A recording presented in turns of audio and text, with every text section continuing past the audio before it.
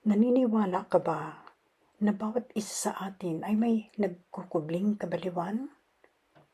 Kabaliwan na nag-aabang lang na kumawala, naghihintay ng tamang sandali upang lumaya. Hindi ka naniniwala? But hey, you should.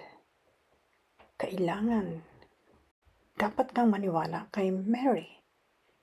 Kay Mary na inapi ng ina, inignora ng ama, at ginamit at inabuso ng mundo. Higit pa sa labis ang uri ng kabaliwang yumakap sa pagkatao ni Mary. Isang uri ng baliw na pagkamuhi na nakita ni Mary kay Midnight, ang kinaibigan niyang itim na pusa. Tulad ni Mary, labis din ang tinanas na brutal na pagkaapi ni Midnight.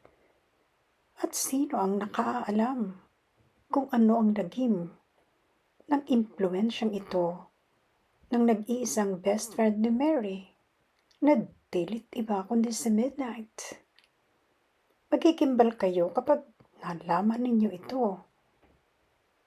At hindi na kayo titingin sa kahit aling itim na pusa, maging sa sarili ninyong alaga o maging sa itim na pusa na tatawid sa inyong daraanan nang hindi ninyo maguguni-guni si Midnight. Abangan